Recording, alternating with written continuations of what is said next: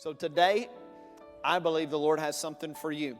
I believe He has something He wants to say. I believe He has something He wants to do for a significant percentage of the room. We're continuing our series, Encounters. And the series is a focus on the four Gospels, which are the first four books of the New Testament that give detail about Jesus' earthly life and ministry. And within those Gospels, over and over again, you see people have an encounter with Jesus that changes them forever. People that either initiated an interaction with Jesus or Jesus initiated an interaction with them. But as a result, their body was touched, their spirit was rejuvenated, their life was transformed. And I know there's some people here at Cornerstone that know what it's like to have had an encounter with the Lord. Is anybody in the room that knows what it's like? I wonder if anybody would just testify for a moment to know what it's like to have been burdened down with a heavy load, to be shackled with chains, but Jesus walked into the room of your life and those chains were broken and that weight was lifted. I wonder if there's anybody here that remembers being wounded in the soul, but one touch from Jesus redeemed a whole lot of collateral damage from life before. Anybody that knows what it was like to be hollow, to be empty, to be numb, but Jesus showed up and your cup began to overflow and you felt full and alive. I wonder if there's anybody that knows what it's like to have been sick in your body, but Jesus touched your body and now your body is whole and well, right? I wonder if there's anybody that was lost in isolation. You were in solitary confinement of the soul. You were alone. You were doing life by yourself. But Jesus showed up and invited you into His family and let you know you would never spend another day alone the rest of your life. I wonder if there's anybody that made a series of bad decisions. You got it wrong on multiple occasions and you found yourself ensnared in a mess that you made. But one decision about Jesus redeemed and reconciled all of those wrong decisions and took you out of the miry mud and clay and put your feet on a rock to stay. Does anybody know what it's like? I know there's some men that knows what it's like. I love seeing the men up here. Where's all the men from the vision? Let me hear you. I know you know what it's like to be different because you had an encounter with the King of the universe. To be different because the Son of God tapped you on the shoulder and said, "You are mine." That's really what this series is about. Looking at some people who had an experience with Jesus that changed everything. My hope through this series is that for some of us, our affections for the Lord would be renewed. For others, maybe we've been a little numb, maybe we've been a little dry, that this will be a time when you get your feelers back connected to your faith. For some of us, maybe we've just been doing Christianity for so long that our sense of wonder and awe has diminished. And my hope is as we look at Jesus that once again we will stand amazed at His majesty. That's my hope today, and that's my hope throughout this series. This morning, we are going to look at an account in the Gospels that's pretty familiar to those that have been seasoned in the faith. Last week, we talked about Jairus, and he was a synagogue leader. He was, in essence, a pastor, a minister. And we talked about a woman who had an issue for 12 years and how Jesus healed the daughter of Jairus and healed the woman with the issue of 12 years. Today, I want to take you to a well. And I want to sit down at a well with a woman and with Jesus. And I hope that as we sit down with them, that something will happen in your life if it's needed today. The title of the message today is Hydrate. Go ahead and ask your neighbor, are you hydrated? Yeah, go ahead and ask the other one, are you dehydrated? I don't know what your preferred beverage is. I tend to drink water more than anything else. And I know some of you drink sodas, which, where I grew up in Covington, everything was Coke. It would be Dr. Pepper, but it's Coke. Sprite, but it's Coke, right? If it was carbonated, it was all Coke. That was what it was like when I was growing up. I don't know if that's your preferred. I don't know, any sweet tea lovers in the house? Yeah, where my coffee people at? So I drink a lot of water. I drink a lot of coffee. Those are pretty much the only two things that I drink. And now we have this bottled water. I remember when we actually drank it out of the tap. Of course, growing up, we didn't drink water. Water? That's for bathing and washing your hands and swimming in. Drink it. What you talking about? And now we got all kinds of different bottles of water. They all taste the same to me. I don't know if they taste the same to you. I mean, it don't really matter what label's on it. It all's the same. We've got a refrigerator at home that has a filtration system. We ain't changed the filter in about 4 years. The light's red. The place where I bought the filters went out of business, and I just ain't looked again. So I'm drinking unfiltered, polluted, diluted. It's a wonder I'm alive right now. I led camps for years, and the word hydrate was an important word in leading camps. Super important. Get a few hundred students running around outside, 98, 99 degrees. Everybody needs to make sure they drink enough water, right? So we'd tell them all the time, hydrate, hydrate. We'd be playing games on the front lawn, games that we made up, by the way. Like our camp games, you don't play them anywhere else on the planet. We made them up completely and totally, sometimes on the spot. And we would play these games, and the kids are sweating, and we'd have the igloos, the orange igloo, the orange coolers that got a lid on it, and it's got a spigot. Ain't that what it's called, a spigot? Sounds good. And the spigot's got a button on it, and what you're supposed to do is you're supposed to take one of them little cone cups. You take that cone cup, and you put it under a spigot, and you push the button, you fill your little cone cup up, you take a drink, and if you're still thirsty, you just do it again.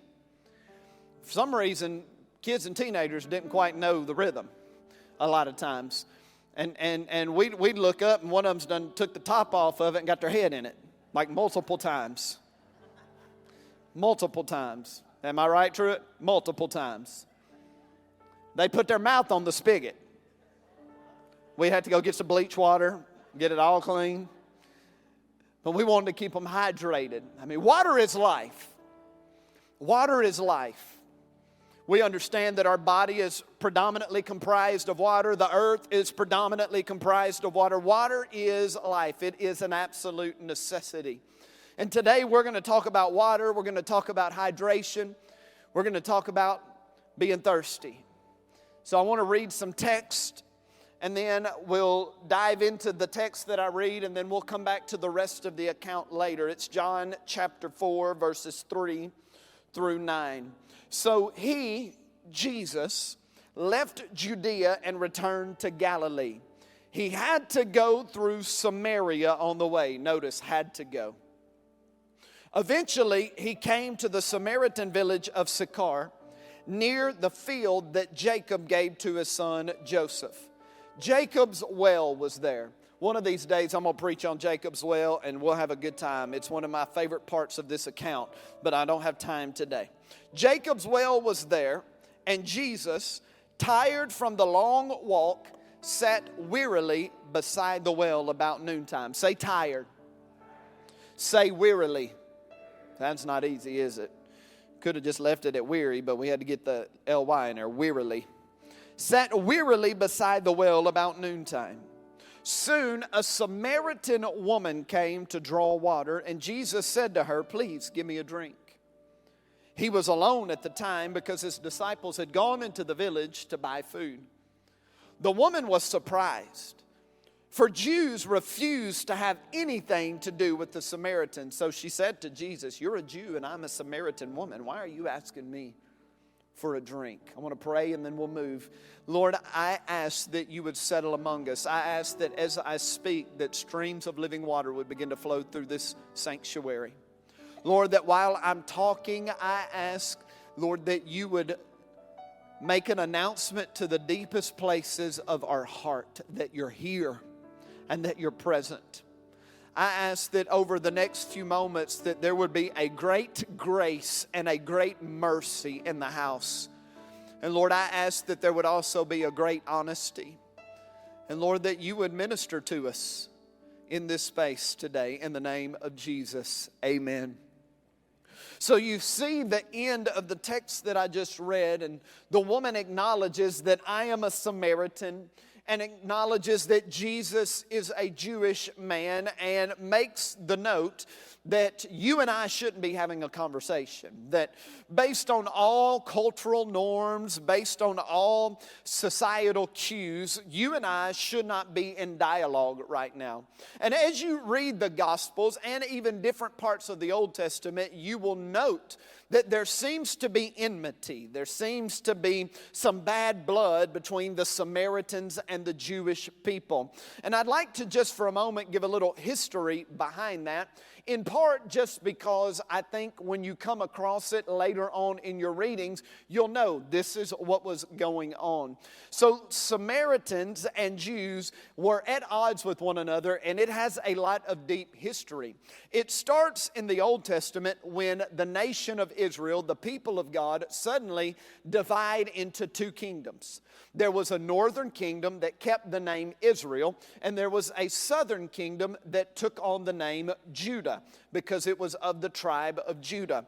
These two kingdoms had different kings, and they were on slightly different trajectories, though it seems they ended up in the same place. The kingdom of Israel, the northern kingdom, fell prior to the kingdom of Judah falling. Because in Israel, they had a tendency to worship idols. They had a tendency to drift in their devotion. They just seemed over and over and over again to pull their devotion and their affections from the Lord to the things of this world. And so over time, their hearts were corroded, and they found themselves in the middle of a lot of consequence because of their sin. That consequence for the northern kingdom came in the form of the Assyrian Empire. The Assyrian Empire came and vanquished them, and as was common in that day, the Assyrian Empire gathered a large percentage of the Jewish population in the northern kingdom and took them back to Assyria. The reason for that was they wanted to indoctrinate them into the culture of Assyria and dilute and ultimately wipe out their Jewish culture. They wanted them to become Assyrian in every way. Well, they didn't take all of the Jewish people out of that geographical northern kingdom. They took a large group of them. So for the ones that remained, Assyria had a secondary strategy where they sent a large quantity of Assyrians into that geographical location with the purpose of the Assyrians intermarrying with the Jewish people so that their customs, their ways, their ideas, their philosophies, and ultimately their religious practice would begin to infuse with the Jewish people. As a result of these intermarriages, you now have the Samaritan people. So the Jewish people, especially those from the southern kingdom of Judah, had a disdain for the Samaritans because they felt like they were the fruit of compromise. The Samaritan people were the result of a loss of devotion, and they were an offense to God as far as the Jewish people were concerned. Now, there was a problem as time went on. The southern kingdom of Judah also began to deviate from God's culture. They crossed over into sin, and they were overtaken by the Babylonian Empire. Y'all good? History lesson, we're good? So they come and are taken over by the Babylonian Empire, and the Babylon kind of carries out the same practice. I've talked about this in previous services. So Babylon goes and they destroy Jerusalem, the capital city in Judah, and they destroy the temple of God that's in Jerusalem. So after a while, Babylon is overtaken by the Persian Empire, and there were kings like Cyrus and Darius that started letting the people of Judah go back to Jerusalem to rebuild the city and rebuild the temple. Now this is where the Samaritans come back into the picture. It just so happens that the Samaritans were not pleased with Judah, the southern kingdom, being rebuilt. So as a result, they contended against the temple of God being rebuilt. It became political. The Samaritans started petitioning the Persian Empire, asking their leadership to stop the Jewish people from rebuilding the temple. So now the Jewish people say, not only are you Samaritans a people of compromise, you are politically standing in our way of progress in rebuilding the temple. So you can see the tension building, right? You fast forward into history about 130 years before Jesus is sitting at the well with the Samaritan woman, and it just so happens that a people group named the Seleucids were at war with the Jewish people. And lo and behold, here come the Samaritans who join forces with the Seleucids against the Jewish people. So now you have them joining an enemy in battle. It got so bad that the Jewish people went into Samaritan territory, and they went to a place called Mount Gerizim. It's actually in the text. I may or may not read it this morning. But the Samaritans built a temple in Mount Gerizim. They did this because they wanted to have their own place of worship.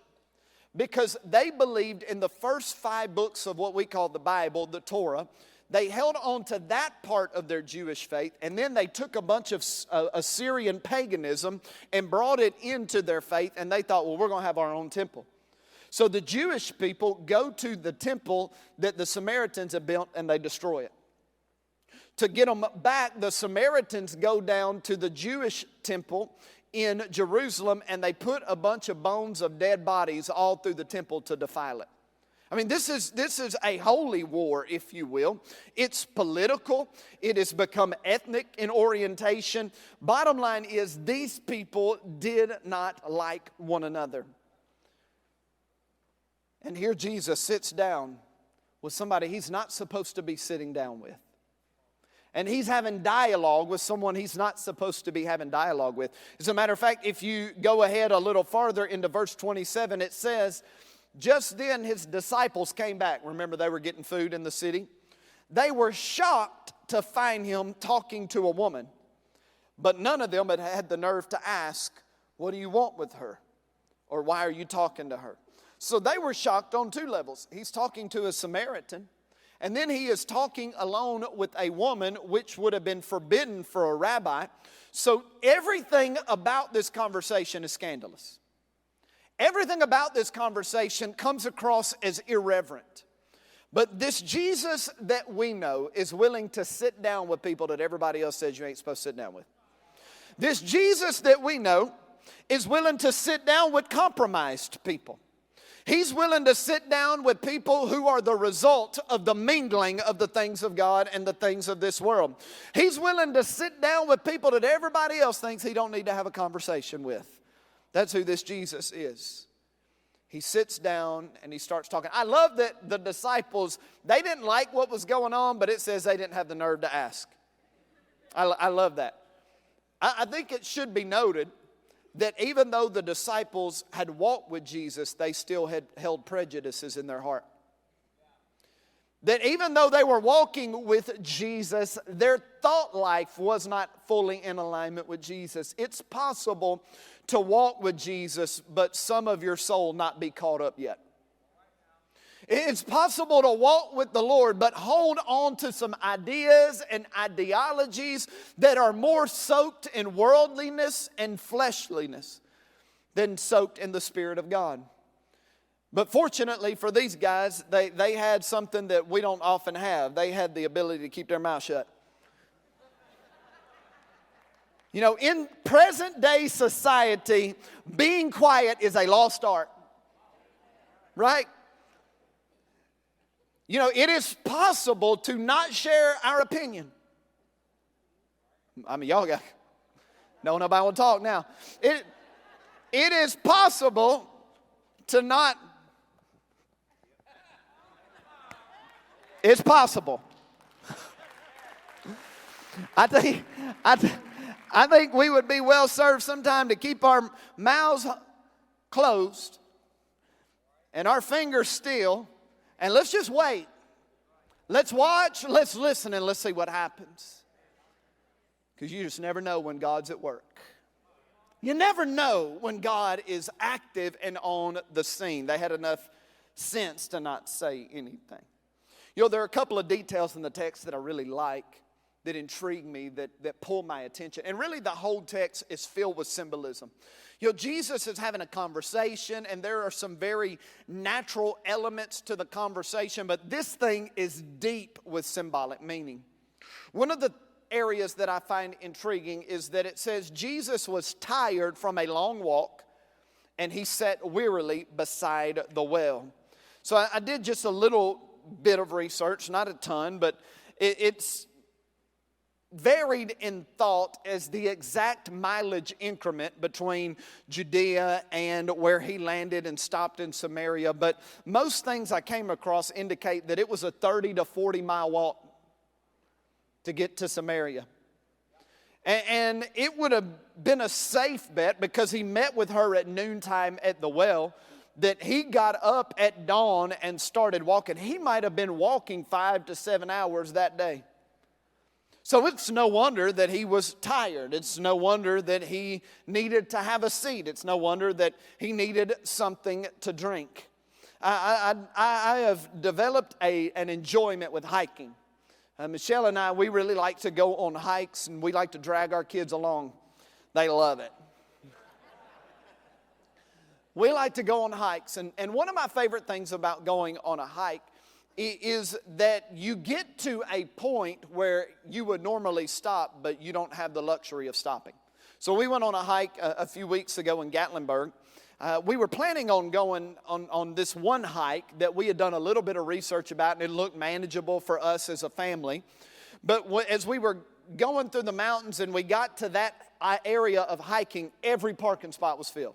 There was not a place to park anywhere. I mean, I drove a mile down the road and thought, well, I guess we're not hiking that one, because I don't want to hike a mile back just to get on the trail. So we thought the next place we see a trail with a parking spot, we'll stop. Well, we came to a trail with some parking spots. There was a reason it had parking spots. I mean, 6 miles later, so we go on this hike, and it was ascending a hill, descending a hill. And you think, okay. And then you ascend another hill, and you descend. I mean, we eventually made it to a waterfall. By the time we made it to the waterfall, we were exhausted. The problem is, the car's 3 miles back, and it ain't coming to get us. So we have no choice. We have to make our way back. That's one of the things I like about hiking, is you put yourself out there in a place where you would normally stop, but you don't have the privilege of stopping. You just have to keep going, because the purpose of getting back to the car means I cannot stop. I just got to keep going. So you look at Jesus in this long hike, if you will, and it said that he had to go through Samaria.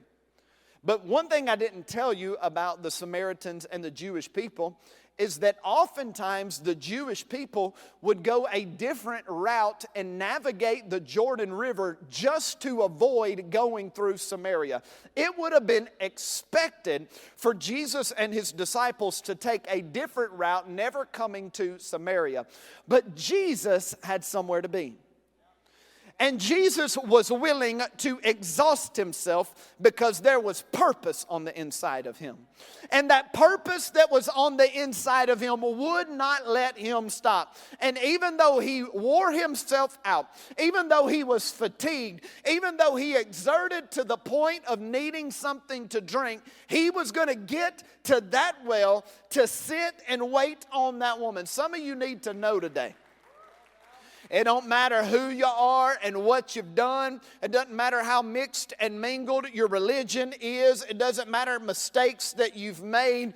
Jesus is willing to wear himself out to get to you, to sit down with you. You say, well, I don't know about that. Go on back 2,000 years as he was suspended on a cross, proving that he would expend himself fully so he could sit down with you. You go 33 years before that, and he was on a throne perched above all things, and he condescended through the portals of space and time to get to this weary planet to sit down with us. Whoever you are today, Jesus has gone through the labor of sitting beside you. He wants to talk with you today. He wants to have an interaction with you today. Jesus tired himself out to meet with a tired soul. And I'll get to that in a minute, but I first want to acknowledge that there is a difference between physical tired and soul tired. There's a difference between my body is tired from exertion and my heart is worn out from living. You know, physical fatigue, 1 or 2 good nights sleep and you got that beat. Physical fatigue, I can just sit down for a little bit, catch my breath, right? Physical fatigue, if I just need a break, I can go on vacation and sit on a beach and I can kind of rest my body and my body will be rest. But that soul fatigue, that tired heart, you can sleep 8, 9 hours and still wake up exhausted. You can sit down all day long but be restless and unsettled. You can take a vacation and you can be staring at the ocean or drinking coffee in the mountains but still be worn out in your innermost. You can't run from soul tired.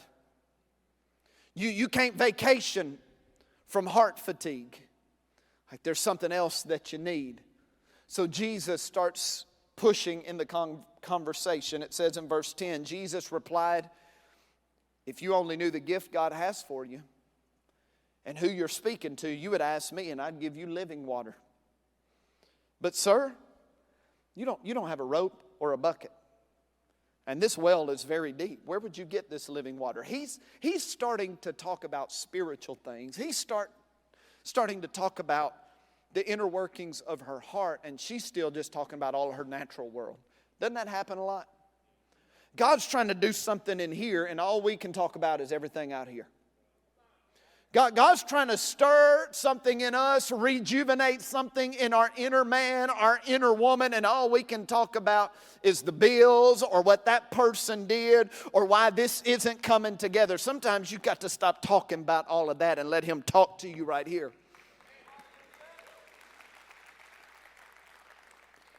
And besides, she said, do you think you're greater than our ancestor Jacob who gave us this well? How can you offer better water than he and his sons and his animals enjoyed? And Jesus replied, well, anybody who drinks this water will soon become thirsty again. Say thirsty. But those who drink the water I give will never be thirsty again. It becomes a fresh, bubbling spring within them, giving them eternal life. Please, sir, the woman said, give me this water, then I'll never be thirsty again and I won't have to come here and get water. She still don't get it. She's still thinking about everything around her. She's still thinking about all of her circumstances. He said, no, sister, I'm doing something that will override your circumstances. I'm trying to offer you something that will supersede the world around you. Your world around you may not be in order, but I can bring an order to you in here so that all of the disorder doesn't have an effect anymore. She's still just not getting it. Like so many of us, we are spiritual people. Many of you, you're Christians, and the Spirit of the Lord dwells in you. Yet it seems like most of our mental and emotional space is exerted on everything out here when God is saying, I'm trying to do something in here. So He's pushing on in the conversation. I like second service. Y'all are fun. Just want to throw that out there. I love first service. I love y'all too. I love everybody. Go and get your husband, Jesus told her. I don't have a husband, the woman replied. And Jesus said, you're right. You don't have a husband. For you have had 5 husbands. Y'all just help him out. Thank you. I want to read it again. I don't have a husband, the woman replied. And Jesus said, you're right. You don't have a husband. Notice the specificity. You don't have a husband. For you have had 5 husbands, and you aren't even married to the man you're living with now. You certainly spoke the truth. Now you read that, and through the years I've read that, and my mind has automatically went to certain stereotypes about this woman. I mean, she's been married 5 times and she's shacked up with somebody now. My mind automatically goes to promiscuity. It goes to a lot of bad decisions. My mind automatically assumes certain things about the character and nature of this woman. We do that a lot of times. We just shift into prejudices. We shift into assumptions. But as you begin to study a little more, you realize that the odds are high that some of these husbands and the end of some of these relationships possibly were not of her own choosing. For instance, if these were divorces, well, she would have had no say in getting a divorce. In that time, all of the rights to initiate and carry out a divorce belonged with the man. The woman had no say in it. And a man could divorce her no matter what she did or didn't want. And there were built-in rules within their system. The obvious is if she was unfaithful, then he could divorce her. But also, if she was barren and couldn't produce a child or even just couldn't produce a son, he could divorce her so that he could find somebody else that could produce an inheritor. There were within their laws and rules built in, if there was a trait she had that the husband didn't like, he could just say, I don't want you anymore. If he came across somebody he liked better, he could just tell her you're gone, and she had no say in it, she had no right, she had no privilege.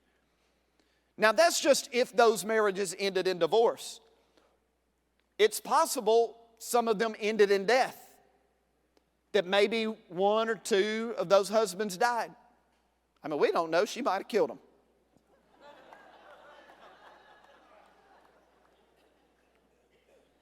Some of them might have just not liked her and said, I'm done with you. She might not have been able to have children, so they said, you can't give me what I need, and so I'm going to move on. I think it's beautiful that the text doesn't give us the specifics of the 5 marriages. And the reason it doesn't give us the specifics, I believe, is so that none of us feel let off the hook because it could be anything. That all of us could find ourselves on some level in those types of circumstances where things just didn't go right, or we were lacking in some way, or we were wronged in some way, or we made some wrong decisions in some way and we found ourselves in this mess. Whatever the reason, it wasn't necessarily her fault, or it might have been entirely her fault. We don't know why. What we do know is that whether a victim of poor behavior, bad decision making, painful loss, disappointing barrenness, or outright rejection, this woman found herself longing and wanting. And how do we know she found herself longing and wanting? Because she was with a 6th one. And this one wasn't even legitimate. She just kept trying. She kept trying to find some security. She kept trying to find some consistency. She kept trying to find some progress, some future development. She kept trying to find some satisfaction. She kept trying to find some peace. She just kept trying and trying and trying over and over. You got to at least give her credit. She didn't give up. She kept trying. She kept trying. Let me keep searching. Let me keep striving. Maybe eventually I can find my place of rest. You know, I think the well has some symbolism attached to it. You know, the well in and of itself indicates an insatiable need. She was going to come to that well that day, and if she hadn't had an encounter with Jesus, she was going to take her bucket or her 2 buckets, and they were going to be filled to water. And if she got both of those buckets back to her house and she did not spill one single drop on the road back, and she got them in her home with that sixth guy that she's with that's not her husband, and she was able to preserve it and consume it in a timely manner, it was inevitable. Eventually, she was going to have to turn back around and walk all the way back to that well and get more, because what was in that well would never be enough. Like it would always run out and she'd have to go back to it again. It couldn't keep her. She had to keep going back and keep going back. Didn't matter how full she got her bucket. It didn't matter how thirst quenching it was. She would always get thirsty again. She would always have need again. She would always feel lacking again and have to go back after it. It became symbolic of dissatisfaction. Like you think you've gotten what you want. And then after a couple of weeks, here comes that thirst again. You finally succeeded the way you had imagined. And here a month or two later, here comes that thirst again. You think the situation finally got fixed and now I can have some peace. But then here comes that thirst again, that tiredness. You know, you look up, you know, you're saying things like, if I could just get a little more money, then I'd be good. If I could get a little higher on the org chart. If I could get a better job title. If I could get the attention of that person, that'd do it.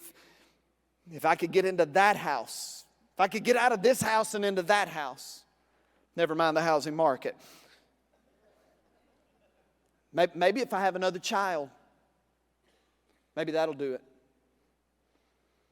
You know, maybe if I can just hit downtown Nashville and find the right honky-tonk, that'll do it. Maybe if I can land that girl, if I can snag that guy, maybe that would do it. Maybe that would be it. But the minute you do, the thirst comes back.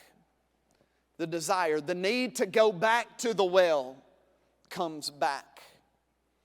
You know, being thirsty is an indicator of dehydration. I'm going to try to push here over the next few moments.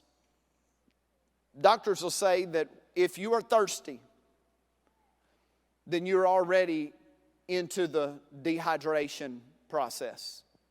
Like your thirst indicates you're depleted. Thirst indicates you're missing something. Thirst indicates you have a need. It's saying that there needs to be a replenishing.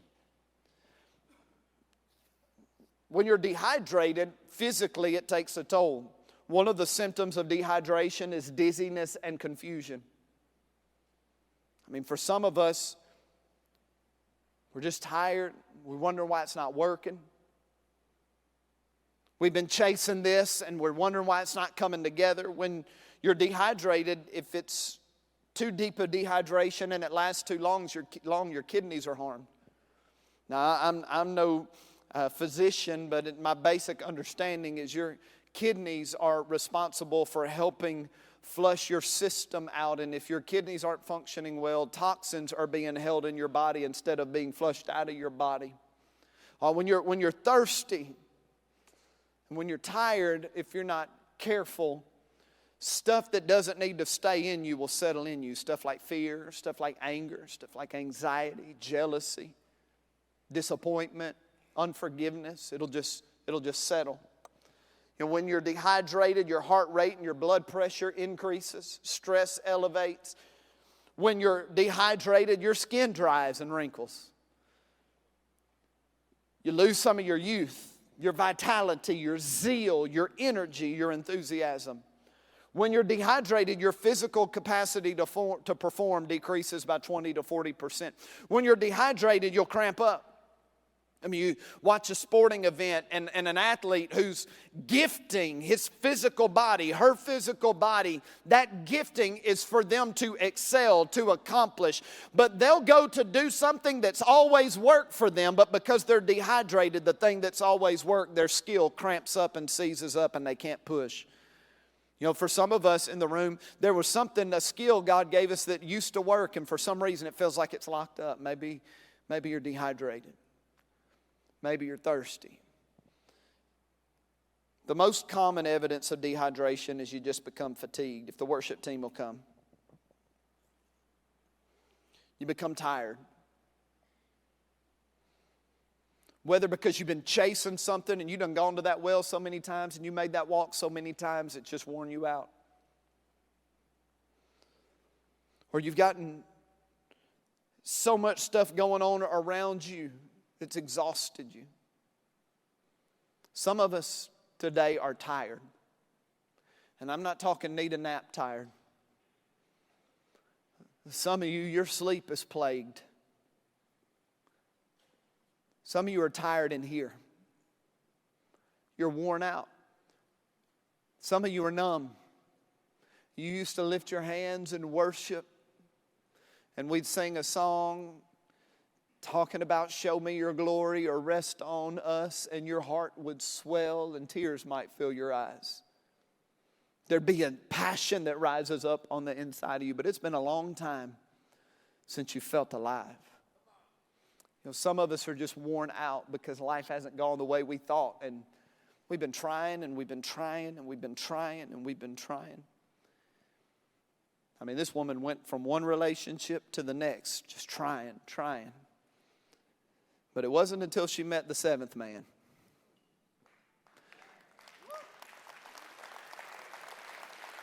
that she found what she'd always been looking for. You know, the Samaritan woman had some ideas about God. She was on the spectrum of faith. Some of us have ideas about God. Some of us are Christians, but we're tired. We're worn out. There's no shame. There's no guilt. There's no condemnation in that. You know, as I was preparing this, I had a moment. I mean, I grinded through the prep of this message because there's so much in this account. There's so much theology. There's so much about the salvation of Jesus, what He does in a person's life. There's so much in this text. But like, what are you saying to Cornerstone Church through the woman at the well? And I just distinctly felt the Lord say, some of my people are tired. And I want to give them a drink. Some of my people are worn out in their heart, and I want to refresh them. Some of my people have been trying and trying and trying. And they go from one disappointment to the next. I want to satisfy their heart today. Some people have been trying to get it all ordered. They've been trying to get their bucket right. They've been trying to get a long enough rope. They've been talking about the well and the status of the well. And he's saying today, I want to get right here. I want to do something in here that will cause the bucket and the rope and the well to become irrelevant. Because you're drinking from something that's supernatural, that's spiritual, that's life-giving. Some of you are tired and you need to sit down today with Jesus. Now, I want to remind you, the woman had all these different men, but we don't know why. And it's the same in this room. I don't know why you're tired. You know, maybe you're tired because things keep dying around you.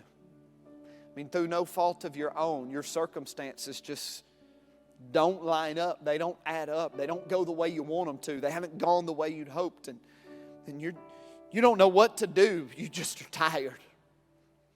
You're tired of scratching and clawing. You're tired of trying to put all the pieces together. You're tired of trying to stack all the blocks. You're just tired.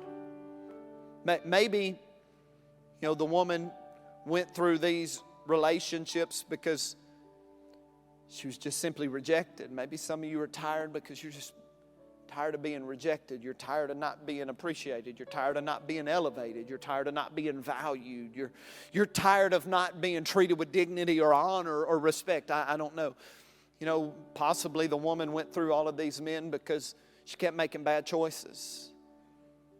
I mean, we've got to talk about the possibility that some of us are tired because we've made some bad choices, and the bad choices have put us in some difficulty. And now we find ourselves trying to figure out how in the world to get out of the difficulty, and we're exhausted trying to get out of it, and we feel defeated, we feel condemned, we feel guilty, we don't know what to do. Just tired, just worn out. You know, I like to shout, I like to stomp, I like to do all those things. I get the feeling a lot of y'all like it too. Sometimes you just got to drink. Hey, will you bring that out, Pastor Herb? Can y'all hang with me a minute? Will you be a little generous with your time? You know, some of us feel like the enemy's been coming at us from every direction. We just feel like he's attacking. Every time we turn around, there's something else. Hey, you take 2 steps forward, and here the enemy comes. And it feels like you get pulled 2 steps back right where you were before. I want to tell you what the prophet Isaiah said. Isaiah was the prophet in the Old Testament that most frequently communicated about the coming Messiah. That's good right there. Thank you, fellas. This is what Isaiah said, and I want some of you to get this in your spirit. But in that coming day, no weapon turned against you will succeed. You will silence every voice raised up to accuse you. These benefits are enjoyed by the servants of the Lord. Their vindication will come from me. I, the Lord, have spoken. Some of you, the enemy has come at you 7 different ways, and he has used all sorts of weaponry, but I'm here to tell you what the prophet told you. No weapon formed against you will succeed. And every voice that's raised to condemn you, the Lord will silence. I love what Isaiah says in the next 2 verses in chapter 55. Come, all you who are thirsty, all you who are dehydrated, all of you who are tired, all of you whose soul is worn out, come to the waters. You who have no money, you've expended yourself, you've tried, you're like, I don't know what else to do. Come, buy and eat. Come buy wine and milk with no money and without cost. It's time to stop doing and expending. It's time to sit down and drink. Why spend money on what is not bread and your labor on what doesn't satisfy? Listen to me. Eat what is good. I mean, some of us have spent our time, our energy, our emotions, our resources on stuff that'll never satisfy us. It'll never fill you. Every man in the room, I want you to hear me. I want you to be a triumphant success in your field. I want you to ascend. I think it's built in you into the hardwiring of a man by God to achieve, to attain, to accomplish, to take territory. I believe all of that. But when you get to whatever mountaintop you're after in your field, it is not the top of that mountain that will make you feel full and whole. It is Mount God. It is Him that makes you feel full and whole. And if you get to the top of that mountain and you haven't walked with Him and climbed with Him, it doesn't matter how high you get, especially for a follower of Jesus, you'll just be left unsatisfied. In case you're not sure about Isaiah, let me tell you what Jesus says later in the Gospel of John, chapter 7, verses 37 through 38. On the last day, the climax of the festival, Jesus stood and shouted to the crowds, anyone who is thirsty may come to me. Anyone who believes in me may come and drink. For the Scriptures declare rivers of living water will flow out of them.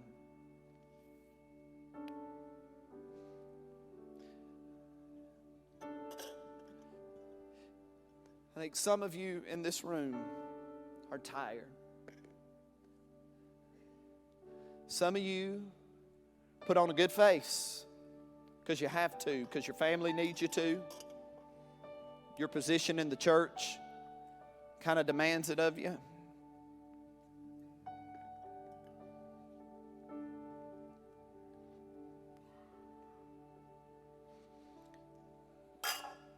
To the single mom, you're just worn out. Come sit down.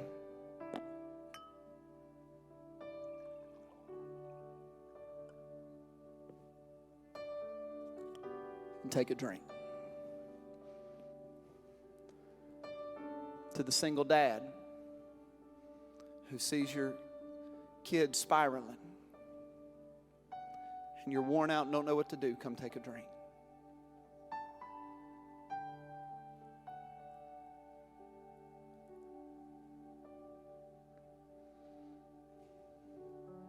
To the single person that's wondering when love will come,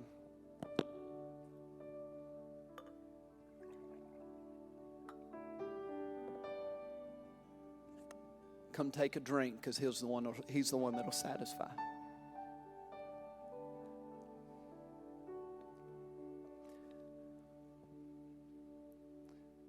Some of you are wore out because you're taking care of your spouse who's sick. Some of you are wore out because even though you put on a good face, your marriage is struggling. Some of you are tired because you're dealing with an illness, and it hasn't just taken your physical health, it has taken your soul. Some of you can't seem to get out of the financial hole you've been in.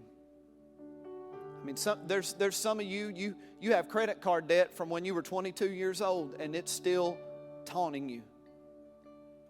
Like, I don't know what to do. I mean, obviously you need to make a few different choices, but along the way, scratching and clawing, you need to sit down with Jesus and you need to take another drink. I love that he sat down with this woman who was everything that he was not supposed to sit down with, because some of us will feel like, I've earned my mess, I deserve my mess, I've gotten myself into this mess, I've not done enough, I've not had enough faith, I've not prayed the right way, and then you feel like, I can't sit down with Jesus, like I have gotten myself in this condition.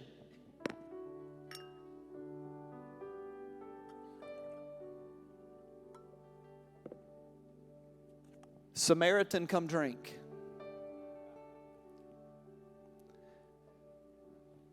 I just want you to know that if you're tired today, Jesus asked me to invite you to drink from his living water, to be replenished, to be refreshed, to be renewed, to no longer be wore out, to no longer be exhausted. I feel the mercy of the Lord today, because some of you feel so guilt-ridden and condemned and beat up.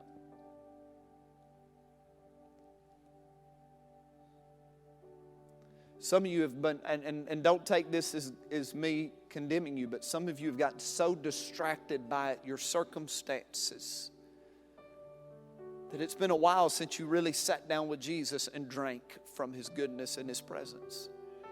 And then there's some of you, you're far from God. And if that's you, it doesn't matter how many wells you go to.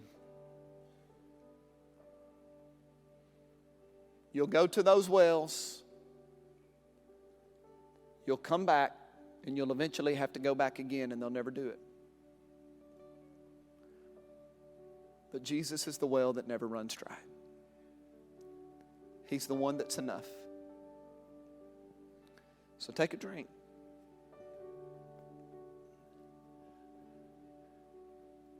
I really do believe the Lord wants to minister to many of you today.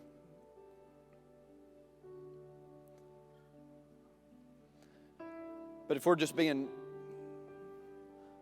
honest, I mean, I believe on any given Sunday there's pastoral staff, there's board and elders, there's worship ministry people, there's people all over this property that are worn out in their soul.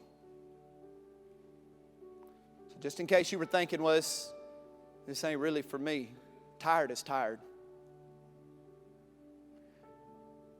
And maybe it's time you quit trying to power through it. Maybe it's time you just drink and let the Lord replenish you. you to close your eyes.